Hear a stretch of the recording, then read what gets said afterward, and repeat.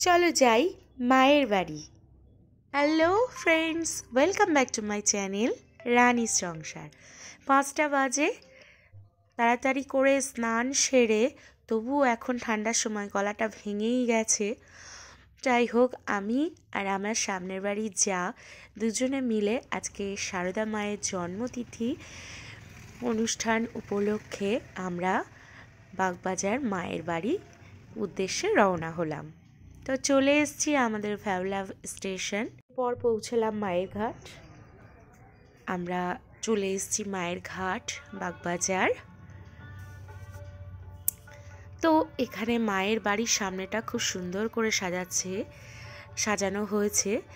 তো একটা মজার বিষয়, এখানে যে সানাইয়ের সুরটা আপনারা শুনতে পাচ্ছেন, এটা কিন্তু কয়েকজন ছেলে মিলে বাজাচ্ছিল। তারা কতটা তার মানে গুণবান যে দেখুন, এগুলো আমি প্রথমে ভাবছিলাম তো পুরোটা হয়তো মাইক সেট বা ক্যাসেটে বাজছে, রেকর্ডে। তো গিয়ে তো অবাকই হয়ে গেলাম, ছেলেগুলো কতটা তার মানে কি বলবো, কতটা গুণের অধিকারী। এক একজন মানুষের এক একটা গুণ থাকে। তো আমি ওদের বাজনাটা দেখে খুব ভালো লাগলো। মায়ের বাড়ি মাকে দর্শন করার জন্য টাইম দিয়েছি। এখন মায়ের বাড়িটা, তো আমি আমার সামনের বাড়ি যা আর আমার জায়ের মাসতুতো বোন 3জন গেছিলাম মায়ের বাড়ি মায়ের জন্মতিথি অনুষ্ঠান উপলক্ষে। তো এই হচ্ছে মায়ের বাড়ির বাইরেটা। ভিতরটা যেখানে যেখানে ওনারা ভিডিও করতে বারণ করেছিলেন আমি কিন্তু করিনি, কারণ এটা উচিত নয়। তো বড় পর্দায় আপনারা দেখতে পাচ্ছেন, বাইরে দিয়েই দেখানো হয়েছে মায়ের ঘরের কিভাবে সবাই মাকে পূজা আরতি বা প্রণাম করছেন মহারাজেরা। আর এই পাশে এই দোকানগুলো আছে, যেগুলো রামকৃষ্ণ দেবের প্রতিষ্ঠানের সব ছেলেরা ধূপ বানায়, যারা ব্যাগগুলো তৈরি করে, তার সব স্টল দেওয়া আছে। তো আমরা অপেক্ষা আছি বা লাইনে আছি মাকে দর্শন করার জন্য। খুব সকাল সকাল উঠে মাকে দর্শন করব, এটাই আজকের সবথেকে বড় আমাদের চাওয়া। বাইরের পর্দা থেকে আমরা দেখতে পাচ্ছি যে মায়ের ঘরে কি হচ্ছে না হচ্ছে। আর মায়ের জন্মতিথি কিভাবে এখানে পালন করা হয় আমার এই প্রথম দেখা। তো ঢুকছি, এই হচ্ছে মায়ের ঘরের নিচের ঘরের ডাইনিং রুম। মায়ের ছবি দেওয়া আছে, আর ওই সাইডটায় কলতলা। তো একটা সিঁড়ি দিয়ে উঠছি, টোটাল দেখলাম 3টে সিঁড়ি আছে। যাই হোক, অনেক পুরনো দিনের আদলে বাড়িটা আমার বেশ ভালো লাগলো। আর মায়ের বাড়ির জায়গাটা, মায়ের বাড়িটা কিন্তু খুব ছোট মধ্যে, এজন্য এখানে বসে জব করতে পারিনি। এই যে উপরে চলে এসেছি, মায়ের এই উপরের দালান কোঠা, আর এই যে মায়ের ঘর, মাকে দর্শন করলাম। আরও সবাইকে দর্শন করার জন্য আমরা এগিয়ে যাচ্ছি লাইন বয়। এই একটা সিঁড়ি 3 তলায় ওঠার জন্য, আরও একটা সিঁড়ি আছে, 2টো পরপর রুম আছে, বেডরুম মায়ের। এখানে আমরা পুজো দিয়ে মাকে আমরা বাহির হওয়ার সিঁড়ি দিয়ে প্রসাদ নিয়ে, মায়ের প্রসাদ নিয়ে কিন্তু আমরা বেরিয়ে আসি।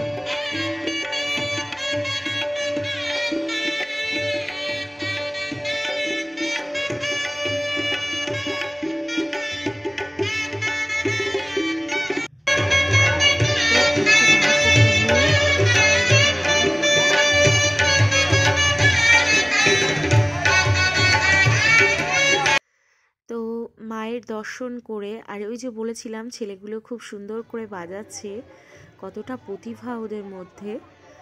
আর এখানে টুকটাক মায়ের মন্দিরের পাশে মায়ের বাড়ির পাশে যে মেলাগুলো আছে, আসন, ফুল, এগুলো দেখে খুবই ভালো লাগলো।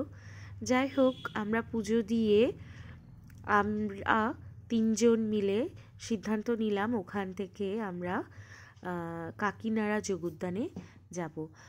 তো মায়ের ঘাটটা একেবারে, মায়ের ঘাটে গঙ্গা জল মাথায় ছিটিয়ে ওই সকালে তো চান করে এসছি।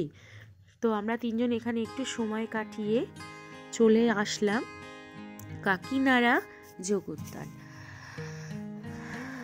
তো এখানে এসে দেখি প্রায় 12টা বাজতে যায়, তখন 12:15 বাজে। তো ভোগের লাইন পড়ে গেছিল আর খিদেও খুব পেয়ে গেছিল সকালবেলা মায়ের বাড়ি পুজো দিয়ে এসে। তো আমরা আগেই ভোগ খেতে বসে গেছিলাম। মহারাজ যাচ্ছেন আর পাঠ হচ্ছিল, খুব সুন্দর পাঠ শুনলাম। তো ভোগ প্রসাদ খাওয়ার পর আমরা ঠাকুরের এই কাকিনাড়া যোগ উদ্যানের ঠাকুরের যে মন্দির, সেখানে তাকে প্রণাম জানিয়ে, এদিকে সুন্দর একটা পুকুর আছে, রাজহাঁস, কত সুন্দর পরিবেশটা আমরা দেখছি এবং মনে মনে খুব ভালো লাগছে। এটা মায়ের মন্দির, যেহেতু ওদিকে ভোগ দেওয়া শুরু হয়ে গেছে, তো মায়ের মন্দির এখন বন্ধ হয়ে গেছিল। আর এটা হচ্ছে বিবেকানন্দ অনুষ্ঠান গৃহ, এখানে সমস্ত অনুষ্ঠান হয়। আর কত ছোট ছোট বাচ্চারা এখানে মিউজিক সিস্টেমে গান করছে, খুব সুন্দর লাগছে।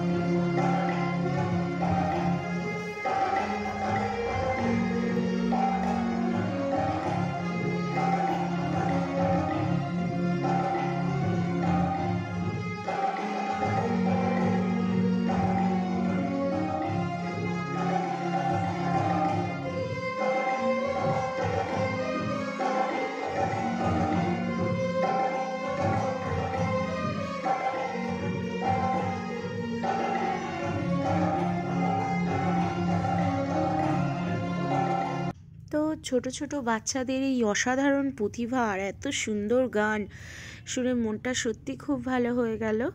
আসার পথে মায়ের মন্দিরটা আরেকবার দর্শন করে আমরা বাড়ি ফেরার পথে রওনা দিলাম। তো অবশ্যই বাগবাজার মায়ের বাড়ি আর কাকিনাড়া যোগ উদ্যান ঘুরে আসবেন যারা যাননি, খুবই ভালো লাগবে। তো আজকের ব্লগ এই পর্যন্ত। ভিডিওটি ভালো লাগলে অবশ্যই লাইক, কমেন্ট, সাবস্ক্রাইব করে পাশে থাকবেন। আবার অন্য কোনো দিন চলে আসবো অন্য কোনো ভিডিও নিয়ে। ততক্ষণে ভালো থাকুন, সুস্থ থাকুন।